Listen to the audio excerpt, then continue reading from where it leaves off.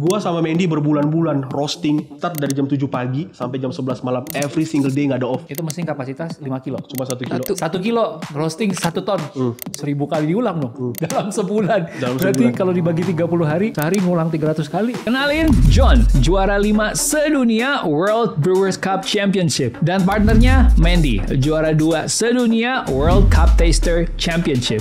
Ikut bangga gue jadi orang Indonesia. 2 tahun yang lalu, bahkan sesama orang kopi itu nggak kenal mereka. Jujur gue sebelum lo menang gue nggak kenal sih. Drop out. Iya, gue DO. Nggak bisa bahasa Inggris. Dari Google Translate, gue bisa punya Grammarly sekarang. Jadi dibagusin. Nggak pernah kursus kopi. Apapun yang selama ini didapatkan justru dari kompetisi. Lihat hasilnya sendiri waktu John tampil di World Brewers Cup Champion. I'm pairing matricolate with Kalita wave paper filter for efficiency.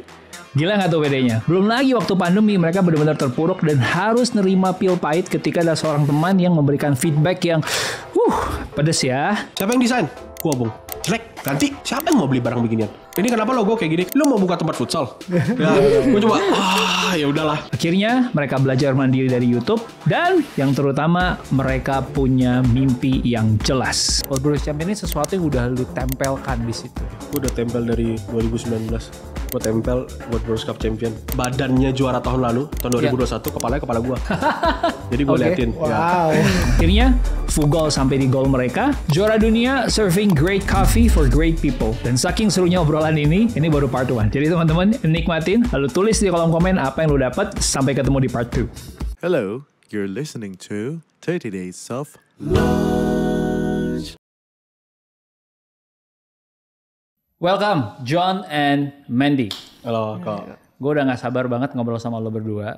Karena dari semenjak pertama kali kesini, 2020 ya kayaknya ya? 2021 ya? Benar. Waktu itu kita pengen ngajak kerjasama, sekaligus gue udah suka banget sama kopinya. Ternyata nih orang berapa tahun kemudian akhirnya menjadi juara World Barista Champion. Right? Tapi gue mulai dari situ dulu. John, ceritain dong buat teman-teman di sini. Apa sih itu? Kejuaraan apa dan kenapa itu matters banget? Di kopi itu sebenarnya ada beberapa cabang kompetisi. Jadi yang paling utama tuh ada Barista Championship. Barista Championship tuh yang buat espresso, buat cappuccino, buat signature bev. Terus ada yang nomor 2 tuh tier 2-nya yang kita Brewers Cup Championship. Yang filter ya? Yang filter, jadi itu manual brew. Terus tier 3-nya mungkin ada latte art. Latte art, tier 4-nya ada Mendy Cup Tester Championship. Terus ada yang suka surputnya sampai melengking gitu ya. Benar. Terus ada Good Spirit yang pakai alkohol. I see. Sama Roasting Championship. Roasting Championship yang pakai mesin. Nah, mungkin buat beberapa orang berpikir kayak ngapain sih gue ikut kompetisi? Ngabisin waktu, ngabisin uang, ngabisin tenaga. Cuma kompetisi bagi kita justru adalah hal yang sangat penting karena dari kompetisi kita belajar banyak hal. Gua dan Mendy bukan tipikal atau orang yang punya privilege buat bisa ngambil banyak kelas kopi yang mahal-mahal dulu. Dan kita mulainya justru belajar dari kompetisi. Jadi kompetisi itu buat kita tuh kayak ujian. Sebelum kita kompetisi kita belajar. Ketika kita kompetisi kita menang, kita kalah, kita pun belajar. Kalau kita kalah kita penasaran. Ini kok kenapa bisa kalah ya? Kita belajar. Kita menang, kita pengen gimana caranya kita bisa lebih perfect daripada yang sebelumnya gitu. Bahkan mungkin ada beberapa dedengkot kopi ya. Sampai kadang ngomel kayak si John mah gak bakal ngambil kelas gitu. Karena apapun yang selama ini didapatkan justru dari kompetisi. I see. Jadi ketika kita pada akhirnya bisa ngambil kelas gitu ya. Di kelas itu justru banyak hal yang udah kita tahu gara-gara kita kompetisi. Gue mau clarify dulu. Lo by education sebenarnya DO kalau gue gak salah. Iya, gue DO. Tapi dia punya gelar Eskom. Apa tuh Eskom? Sarjana kompetisi. Lulusan kompetisi kan. Tapi ternyata malah bikin lo skillnya terlatih gitu. Iya benar. Kalau orang kan Nasakom. Gue Nonokom. Apa tuh? Nasib 0, gue.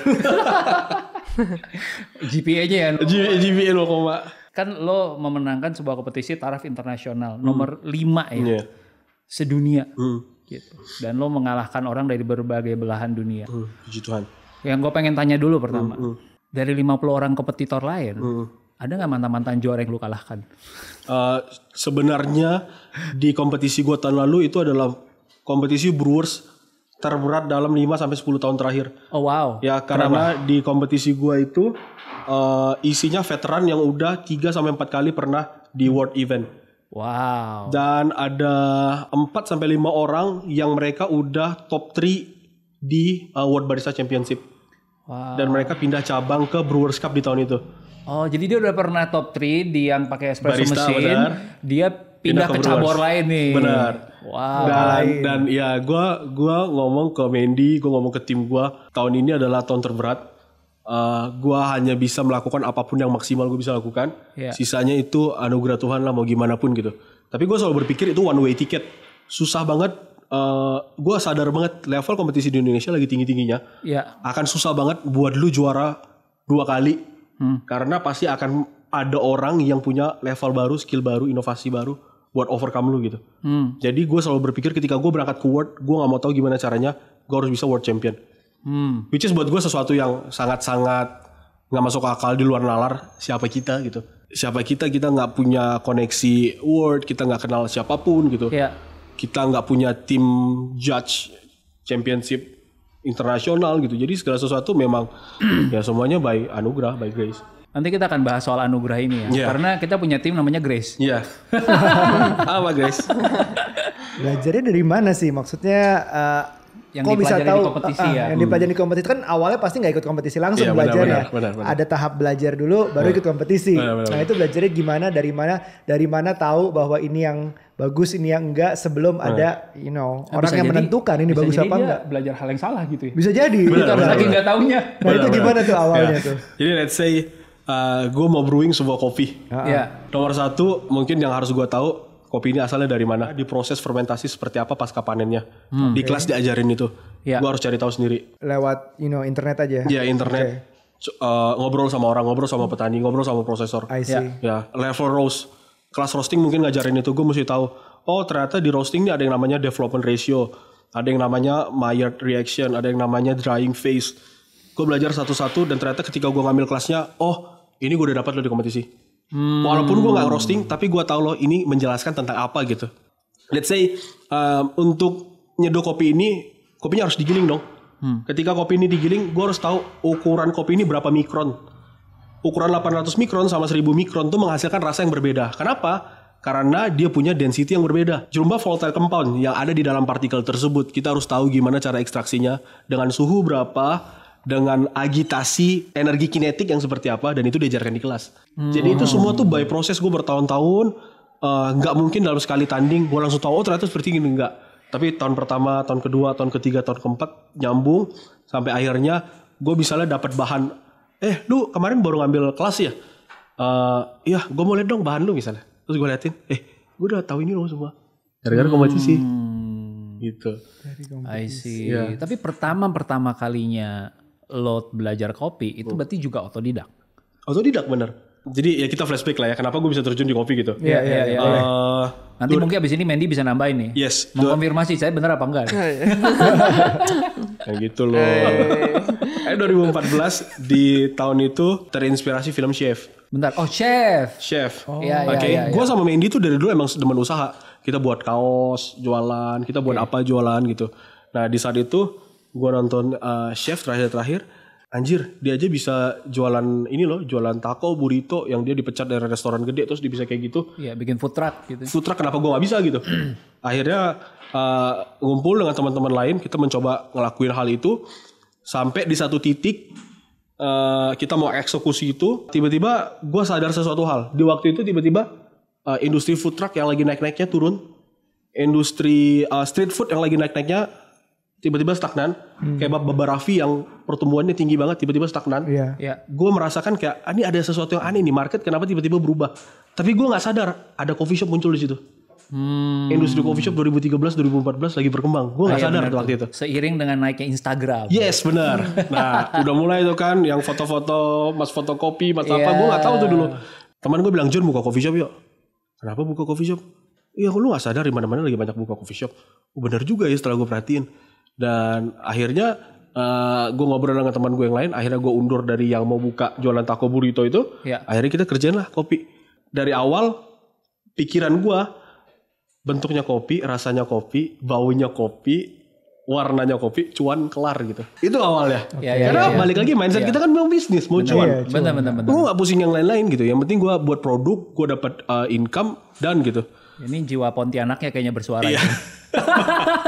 Businessman gitu ya. Terus ternyata di hari pertama kita buka coffee shop kita di depan Unpar dulu, persis di depan Unpar. Ya kita disamperin sama beberapa orang yang sangat mencintai kopi lah.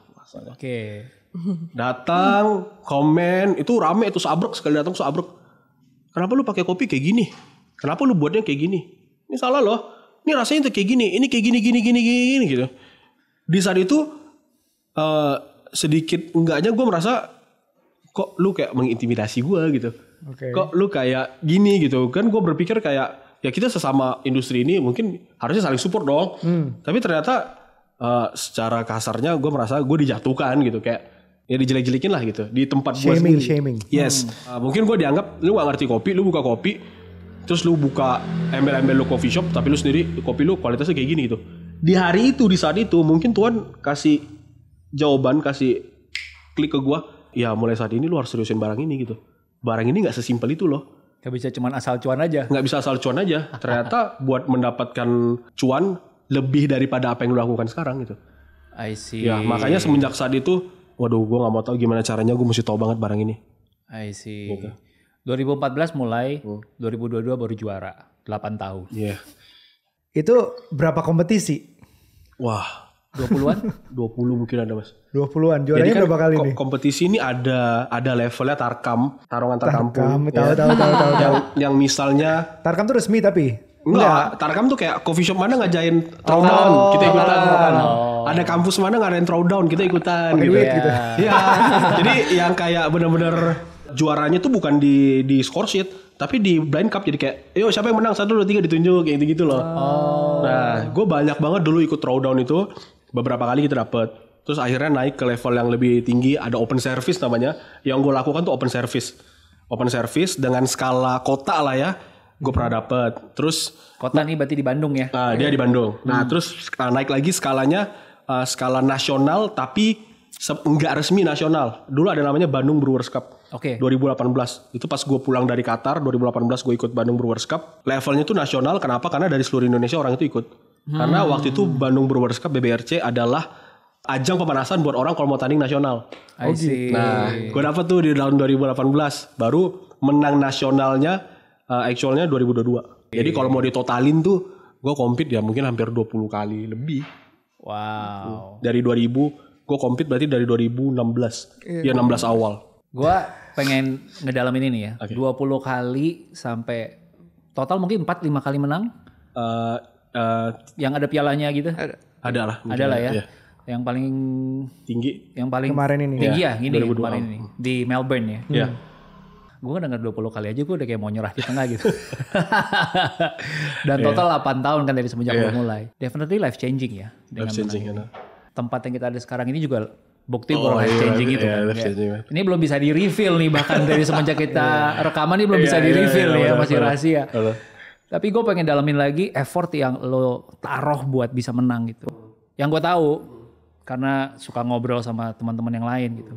Ada yang ngedatangin coach dari luar negeri buat ngelatih. Ada yang nyetok biji kopi tertentu berapa puluh kilo setiap hari dilatih sampai bisa dapetin yang sempurna. Kalau lu prosesnya gimana? Jujur li. Kita bener-bener gak ada coach sama sekali. Gua selama ini sampai sebelum kita menang tahun lalu, tim gua hanya gua dan Mendy. Wow. Kemana-mana. Berarti lu di coaching Mendy ya? Iya. Bos. Life coach. Bukan di coaching saudara. Diperintah. Gak kelihatan aja ada rantai di gue di sini. Kita kemana-mana tanding berdua, apa-apa berdua, mindset berdua, pola pikir kita berdua gitu. Sampai di satu titik ada beberapa masukan dan ada beberapa hal yang menyadarkan gue kalau kita nggak bisa tanding cuma berdua. Ada hal-hal yang akhirnya kita sadar kita nggak bisa melakukan semua hal ini sendirian dan kita harus mulai membagi beberapa pekerjaan supaya kita bisa lebih fokus dengan kerjaan masing-masing. Karena kompetisi kopi itu team effort banget. Gue atletnya. Gue yang harus pikirin konsep gue sendiri, gue mau apa, gimana cara gue berbicara dan hal-hal lainnya.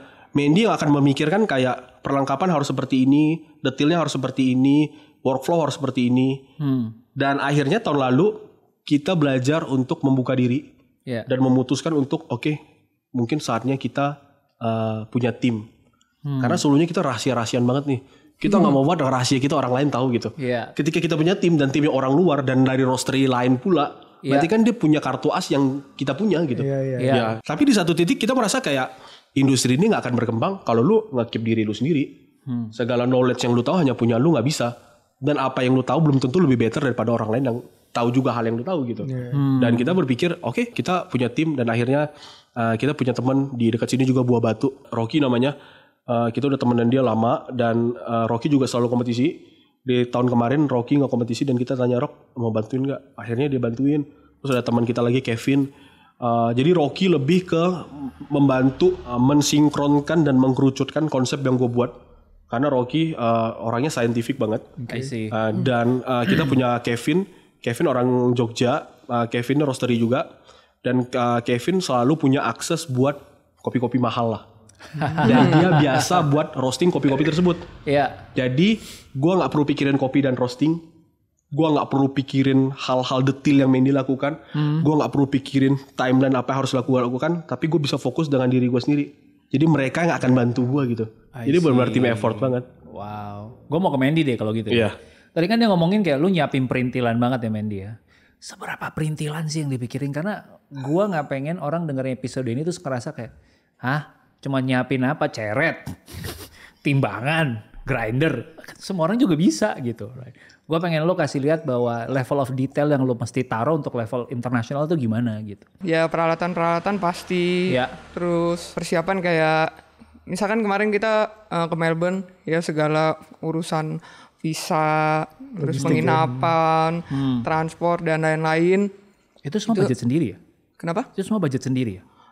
Mostly. Ya, tapi kalau misalkan kita menang Indonesia, kita ada subsidi dari asosiasi untuk berangkat ke kejuaraan dunia. Ya seperti itu sih. Terus juga detail-detail lainnya ketika ya persiapan kompetisi juga. Kadang ada hal-hal yang ya nggak mungkin John kerjain itu sendiri. Jadi harus ada teman sharing ya. Ya teman sharing, dan maksudnya ya di situ ketika dia tiba-tiba kayak tadinya pilih kopi ini, nanti berubah jadi kopi ini, nanti mau pakai alat ini, tiba-tiba berubah lagi jadi alat ini. Ya di situ tugas saya yang harus kayak, emang lu yakin John kayak gini? Lu yakin? Kadang-kadang tuh cuma kayak pengen kayak nggak yakin tapi sebenarnya yakin gitu, kayak galau gitu lah. Ya tugas saya tuh kayak meluruskan dia. Yakin nggak? Kalau misalkan udah yakin ini, ya lu yakin, jangan kayak ganti sana kayak gitu.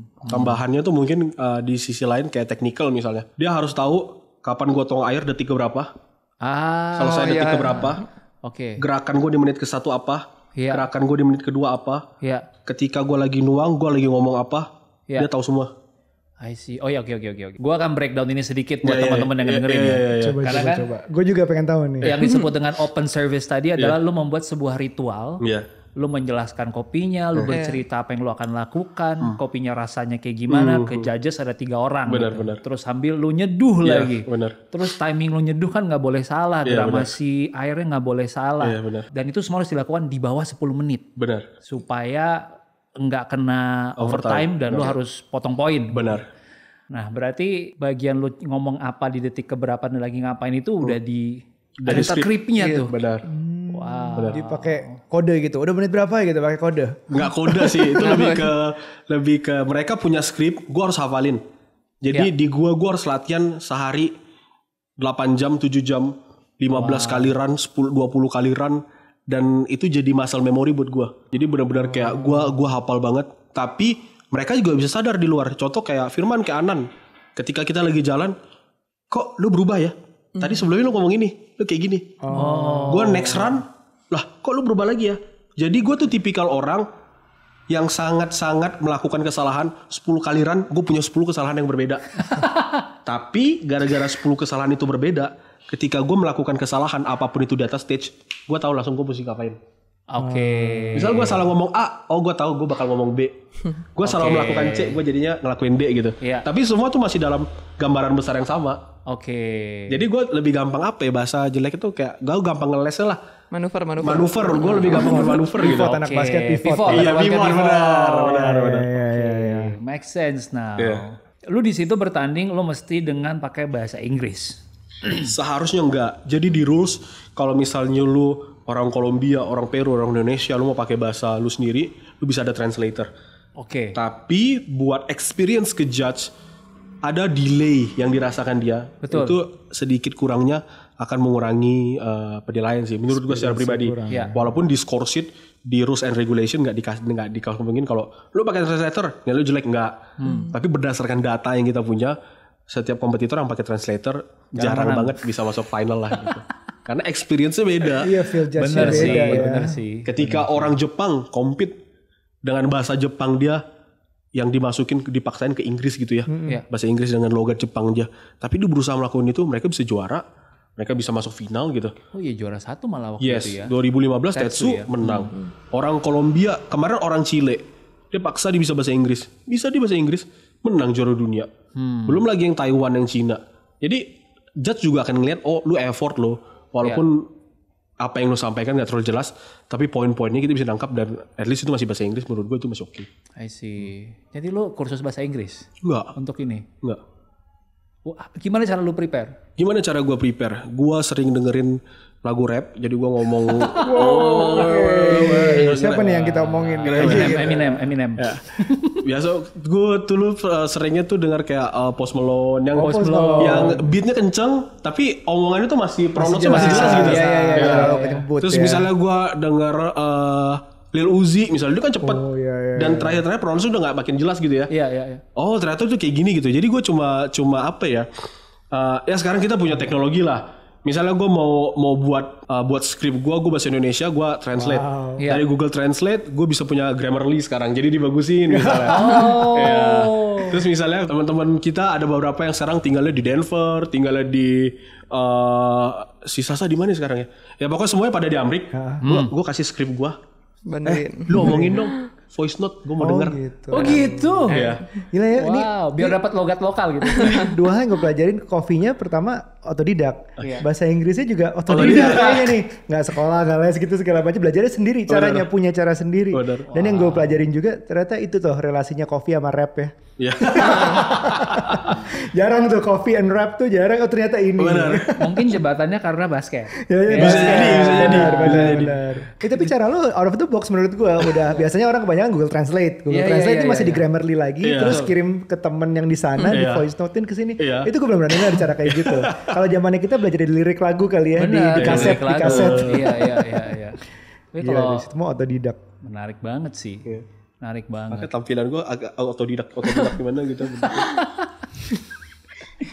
Eskom. Sarjana kompetisi. Eskom. Gue pengen bahas saat di kompetisi ya. Tadi kan ada beberapa dibahas. Tapi yang menarik, gue suka banget sama Melbourne. Karena Melbourne menurut gue satu kota yang chain coffee shop salah satu terbesar di dunia itu nggak survive. Bener. Berarti kan lo bertanding di menurut gue salah satu kota kopi terbaik di dunia. Pusat kopi terbaik di dunia. Pusat kopi terbaik di dunia, mau dari roaster, coffee shopnya segala macam. Gue mau ngomongin sedikit tentang stage fright gitu misalnya di saat ngomong ada di depan melawan orang terbaik di dunia, akhirnya juara juga. Itu saat kompetisi ada yang challenge-nya nggak sih? Sebenarnya ya balik lagi kita mungkin nggak akan pernah terpikir kita punya target. Misal gue jogging, target gue 5 kilo, 10 kilo. Tapi ketika gue jogging dan gue harus nyampe 5 kilo 10 kilo, di otak gue tuh cuma John Richard Christopher World Brewers Cup Champion gitu. Kalau gue nggak sampai 5 kilo, gue nggak bisa World Brewers Cup Champion. Kalau gue nggak sampai 10 kilo, gue nggak bisa World Brewers Cup Champion. Dari sebelum gue di sana, gue udah mempersiapkan mental gue. Ya ketika gue di sana, apapun kondisinya, gue harus World Brewers Cup Champion.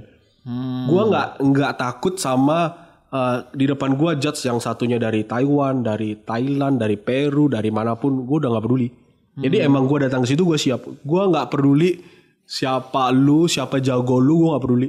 Karena di saat itu dan di sanalah gue bisa mengukur siapa gue sebagai orang Indonesia, di mana posisi gue di antara gunung-gunung itu.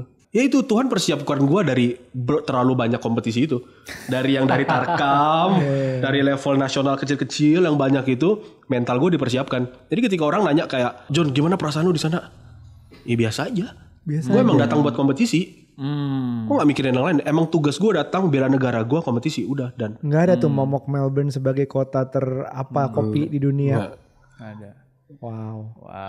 20-an kali kompetisi ya Rup ya. Mungkin emang itu ya, practice makes perfect. Benar. Terlatih biasa. Gue flashback sedikit. Karena waktu pertama kali ketemu John tuh, ya memang sudah semenarik ini orangnya ceritanya. Gue ingat banget gue nanya, boleh gak gue ke atas lihat roastingan? Oh ya main aja ke atas gitu kan. And then yang pertama gue lihat adalah di tembok-tembok tuh ada tempelan macem-macem. Salah satu tempelannya adalah lapangan basket. Nggak salah waktu itu ya. Iya benar. Terus dia cerita, wah ternyata awalnya Fugol tuh dijualnya konsepnya adalah pakai nama-nama yang hubungan sama basket. Iya benar. Ternyata nggak works. Iya.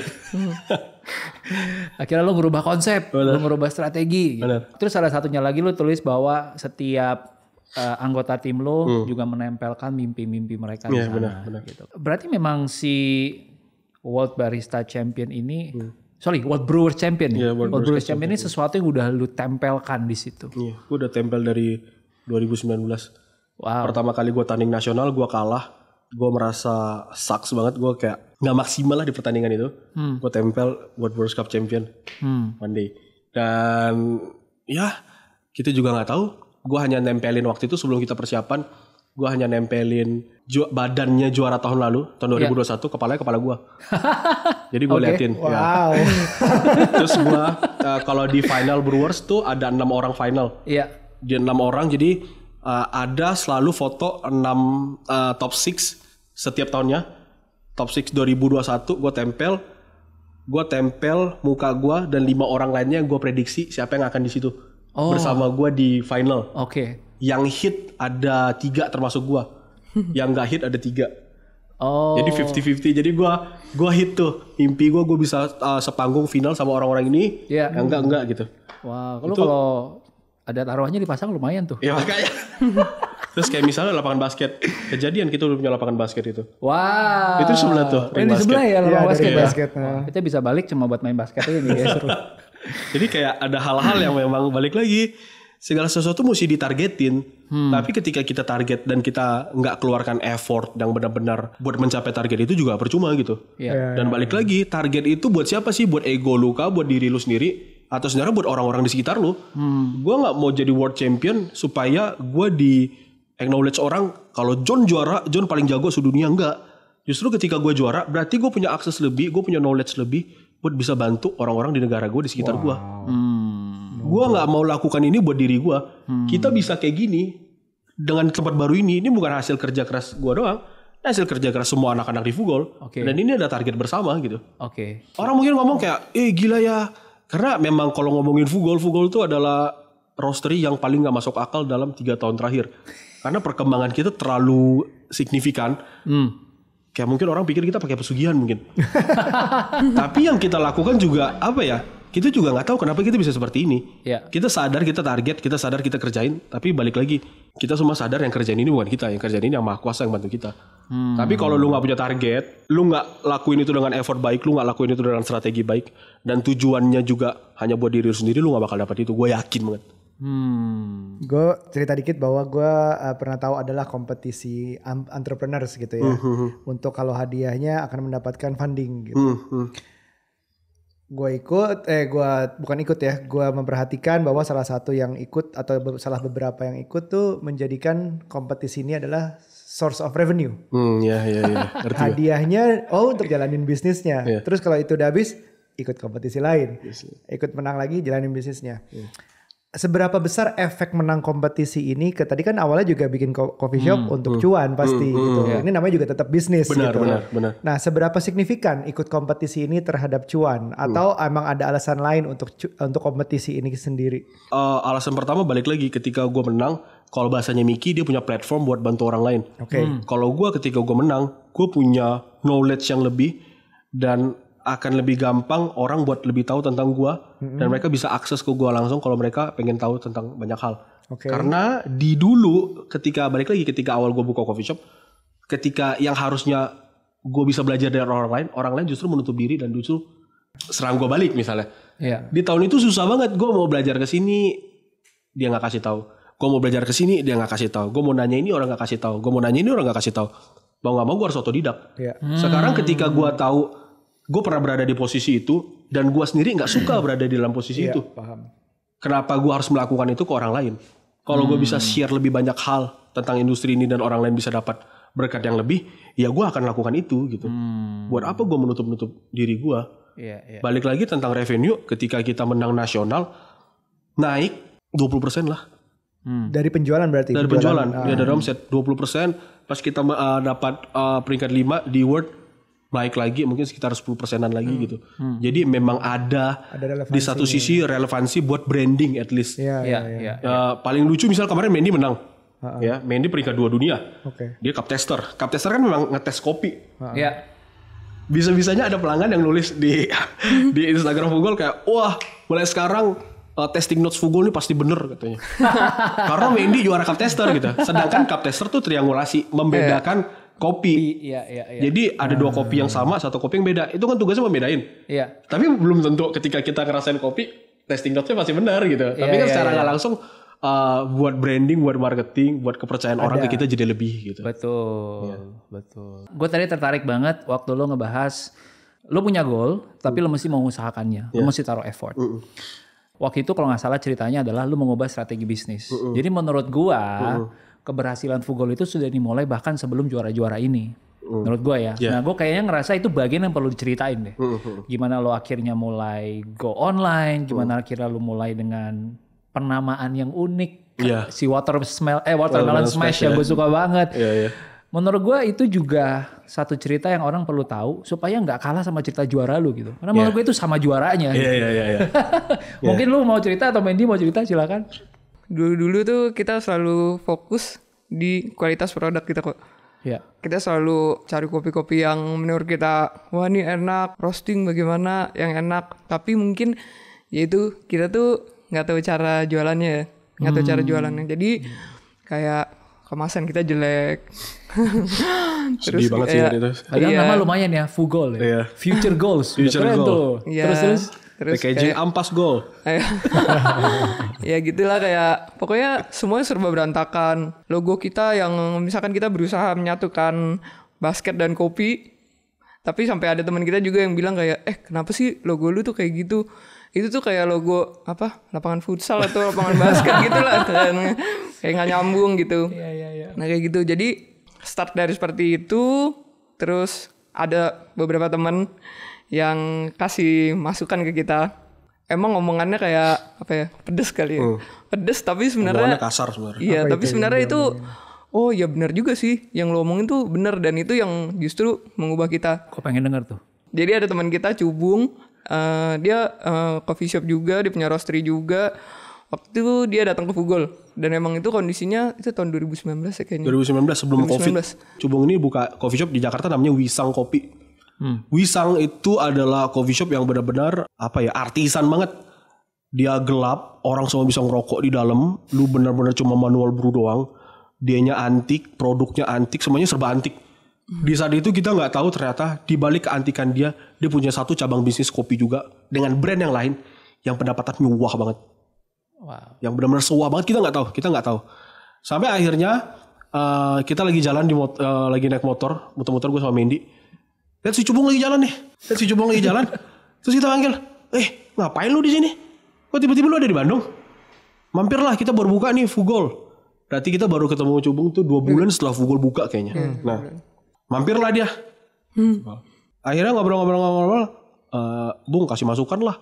Ini gimana nih jualan gua, roastingan gua, packaging apa segala macam. Coba lu kasih masukan gitu. Karena kita tahu dia adalah orang yang sangat-sangat genuine lah buat ngasih tahu sesuatu, walaupun bahasanya kasar, tapi dia ngasih tahu itu apa adanya gitu. Siapa yang desain? Gua, Bung. Jelek. Ganti.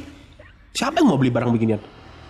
Kalau gue makan ego gue makan pride gue. Anjir, gue yang desain loh gitu. Ya, gue coba ya udahlah. Ini kenapa logo kayak gini kan? Jadi waktu itu logo Fugol tuh ada biji kopi. Terus di biji kopi itu ada kayak gambar bola basket, siluet bola basket gitu. Oh, jadi menyatukan biji kopi dan bola basket. Oke. Si Mendy maniak basket.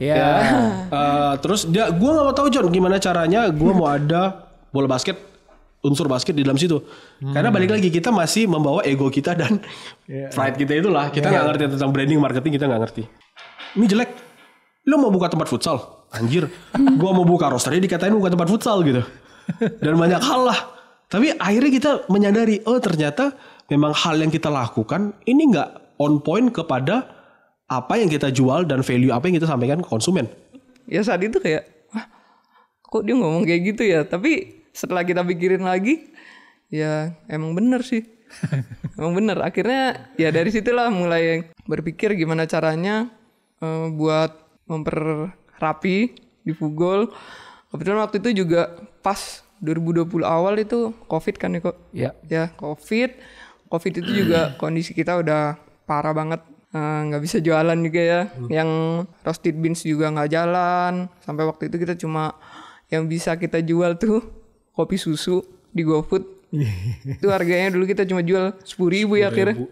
Wow. 10.000 itu pun masih kepotong biaya 20% kan? Iya. Iya buat biaya online. Satu gelas itu cuma 2.000 doang paling itu.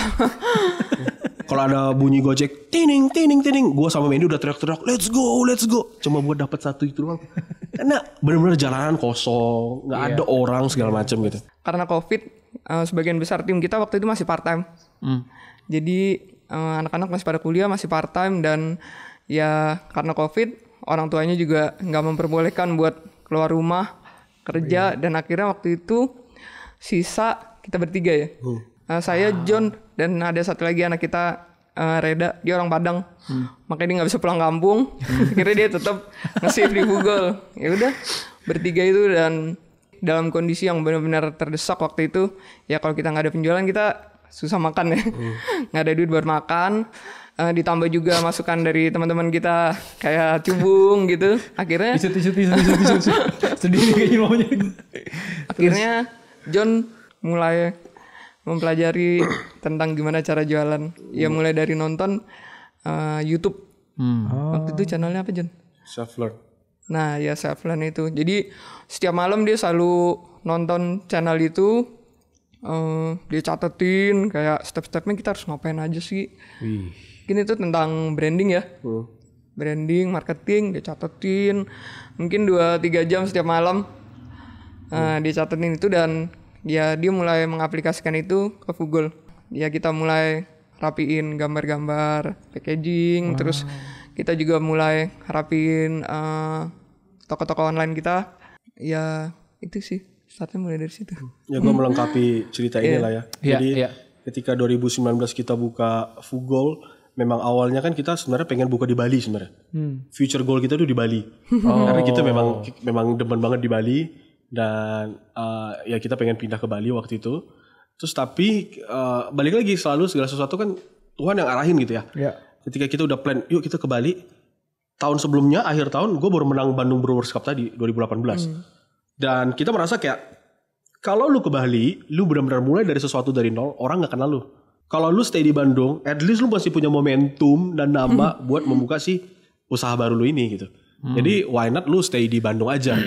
Akhirnya kita stay di Bandung, kita punya mesin kecil waktu itu, kapasitasnya 1 kilo, kita berangkat dari situ dan kita punya impian buat roastery dari 2016, karena kita berpikir alangkah senangnya ya kalau suatu hari kita bisa produksi kopi kita sendiri gitu. Nah, berangkat dari mesin kecil kita itu yang pakai listrik itu, kita 1 bulan paling roasting 20 kilo, 10 kilo itu buat kita sendiri.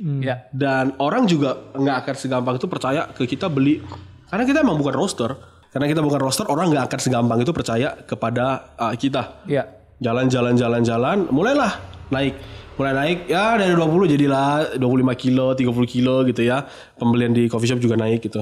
Tapi seiring berjalannya waktu, beberapa hal memang terjadinya stagnan aja. Ya nama-nama itu udah mulai keluar lah. Nama-nama itu kan kita ATM, amati tiru modifikasi.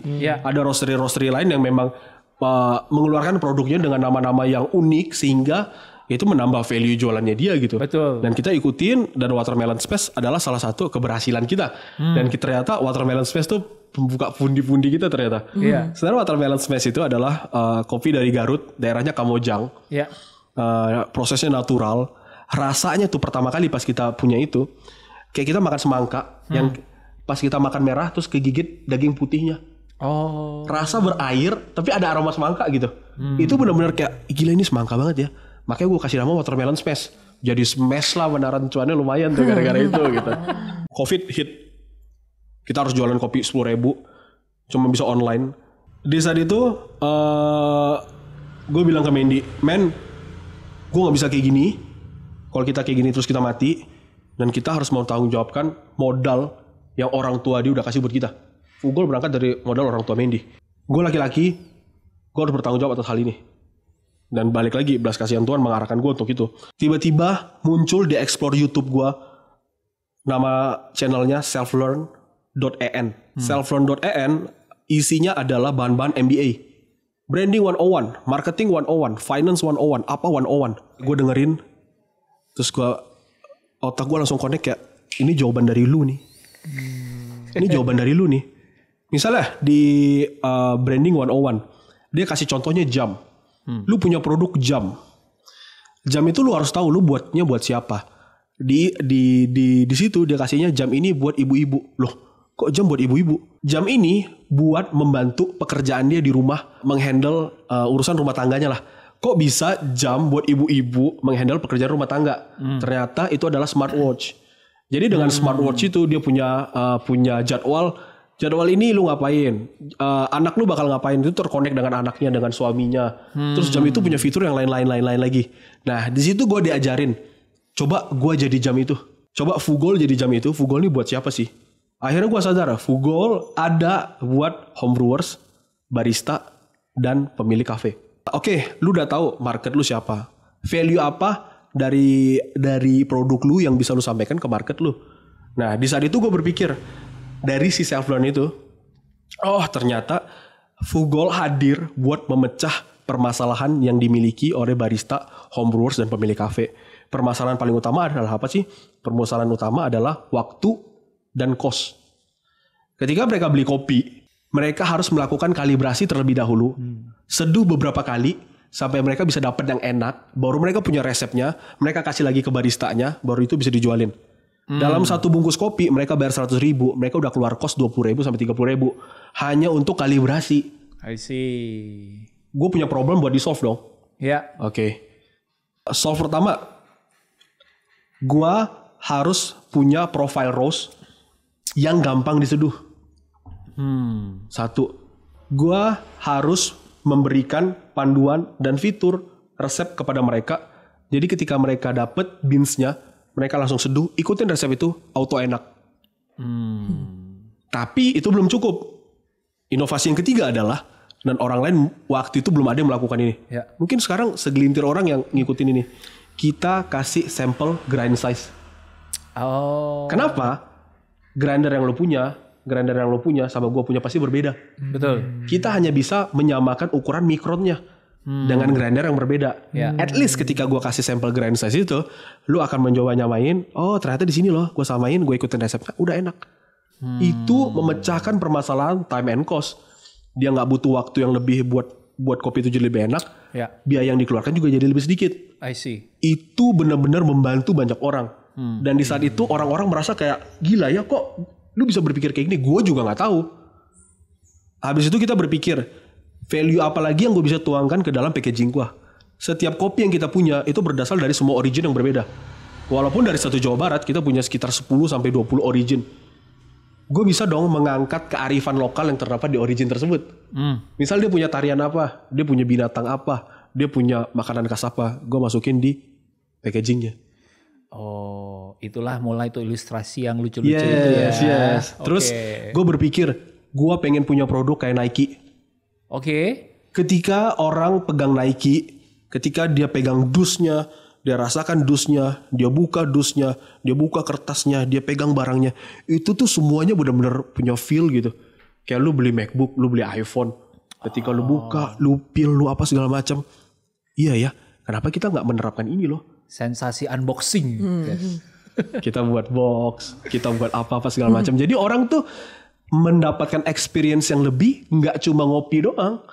Dari dia pegang kotaknya, dia buka, dia baca, dia apa segala macam. Balik lagi, prinsip gue adalah dia beli produk kita, dia bayar pakai uang. Gue harus memberikan value yang setara dengan uang yang dia kasih, supaya dia jadi berkat, di gue juga jadi berkat. Hubungannya kita punya relasi saling membangun, bukan cuma produsen konsumen. Tapi gue pengen jadi teman kalian, gue pengen jadi sahabat kalian gitu. Gue nggak menyampaikan itu dengan gue samperin satu-satu, gue telepon satu-satu, gue chat satu-satu. Tapi dengan lu pegang produk gue, lu merasakan kalau gue care sama lu. Nah pelan-pelan disitulah kok, tuh pelan-pelan naik tuh. Yang awalnya di COVID ya, kita punya omset tuh cuma 10 juta. Omset tuh 10 juta, lu belum bayar sewa, belum gua makan sama Mendy, belum bayar si Reda tadi, belum bensin motor. Tiba-tiba di akhir tahun, justru di tengah COVID lah kita naik. Di akhir tahun kita hampir 10 kali lipat. Wow. Jadi tahun 2021, akhir tahun kita tembus roasting dengan mesin kecil ini nih. Oh kita upgrade akhirnya pakai mesin ini, yang tadi mesin listrik kecil, kita bisa upgrade mesin ini. Kita tembus 1 bulan tuh 1 ton lebih. Wow. Pakai mesin kecil itu. Gua sama Mendy berbulan-bulan roasting, start dari jam 7 pagi sampai jam 11 malam, every single day nggak ada off. Itu mesin kapasitas 5 kilo. Cuma 1 kilo. 1 kilo roasting 1 ton. 1000 kali diulang dong. Dalam sebulan. Berarti kalau dibagi 30 hari, sehari ngulang 300 kali. Iya. Itu balik lagi terlalu banyak hal-hal yang di luar nalar yang terjadi sama kita. Tapi balik lagi itu Tuhan yang berbelas kasihan mengarahkan itu ke kita gitu. Karena balik lagi, gue punya mindset dimanapun lu ditempatkan, apapun pekerjaan lu memang ditempatkan Tuhan berbagian dan berkarya di situ buat orang-orang di sekitar lu. Makanya kita punya tagline Great Coffee for Great People. Itu gue ambil dari, gue baca Agustinus, gue lupa judul bukunya apa. Agustinus nih tokoh Katolik tahun abad ke-13. Dia bilang apapun pekerjaan lu lakukan dalam kesenangan di dalam Tuhan. Yang artinya adalah Tuhan kasih segala jenis pekerjaan dengan level yang berbeda-beda. Hanya kita yang manusia yang membuat itu kayak ini pekerjaan jelek, ini pekerjaan bagus, ini pekerjaan rendah, ini pekerjaan tinggi. Kita yang buat. Tapi sebenarnya kita ini adalah satu bagian satu tubuh. Lu nggak mungkin cuma jadi mata, lu nggak mungkin cuma jadi telinga, gue nggak mungkin jadi tangan, gue nggak mungkin cuma jadi kaki. Kita ini satu tubuh. Semua itu saling melengkapi gitu. Iya kan? Jadi apapun kopi yang kita dapat, kita harus bisa olah itu dengan baik karena ada effort, ada darah dan keringat dari para orang-orang yang olah itu buat kita. Kita harus memberikan kopi ini dan kita harus olah karena orang-orang yang minum ini bukan cuma barista, ada ibu rumah tangga, ada polisi, ada tentara, ada siapapun itu. Karena segala pekerjaan adalah baik di mata Tuhan. Let's say tukang sapu. Kalau nggak ada tukang sapu di jalan, siapa tuh yang bersihin kotoran-kotoran, ranting-ranting, bangkai-bangkai binatang apa segala macam. Kita bisa kayak Perancis yang banyak tikus mati-mati orang nggak ada gitu. Bener. Bayangin Perancis aja bisa chaos. Betul. Apalagi kalau kita di sini nggak ada tukang bersih-bersih. Oh iya. Ya. Pekerjaan rendah apalagi cleaning service, toilet. Kalau mereka nggak bersihin itu, seberapa baunya itu? Iya. Coba coffee shop lu mau seberapa bagus pun kopinya orang kabur. Kayak tadi Mas Aryo bilang Melbourne. Center kopi apa segala macam, anjir gue pergi ke WC-nya kacau banget. Kacau banget lah WC toilet umumnya gitu. Iya. Emang nggak dibersihin gitu. Ya makanya segala sesuatu tuh baik adanya di mata Tuhan. Jadi kita nggak bisa melihat itu hanya berdasarkan pride kita, mentang-mentang kita punya income lebih tinggi mungkin orang itu punya income lebih rendah, enggak. Makanya kita menuangkan itu, konsep itu, value itu ke dalam Fugol. Siapapun yang beli kopi mereka, ya apapun pekerjaan mereka baik adanya gitu. Great people. And great coffee. Great coffee for great people. Wow. Gue amazed sama satu hal sih. Kita udah ngeliat patternnya di seluruh episode ini, di bagian otodidaknya justru. Kita ngomongin otodidak coffee, otodidak English, sampai otodidak dari semua yang marketing brandingnya itu tadi. Iya, bener. Itu dipelajarin yang terakhir lo bilang 2-3 jam per malam untuk belajar gimana branding sampai akhirnya you can piece the puzzle together sehingga menghasilkan brand-brand ini, terus extra unboxing flavoringnya, sampai tagline-nya, sampai sekarang dalam tahap balik ke branding basket lagi, orang tetap beli. Iya benar. Ya, jadi kayak kalau kita mikir Nike nih, sebelum orang tahu Nike, sebelum orang dikasih logo checklist aja tanpa dikasih sepatunya, tanpa apa, kan nggak ada yang bisa ngecap bahwa itu brand olahraga. This is a check mark. Bisanya perusahaan surveyor misalnya menentukan menceklis. Tapi karena udah ada produknya, dia bisa ngarahin, karena sekarang dia leading, dia bisa bilang bahwa ini olahraga, brand kayak gitu tuh untuk olahraga, brand kayak gitu mungkin untuk futsal misalnya, karena udah ada itu sebelumnya.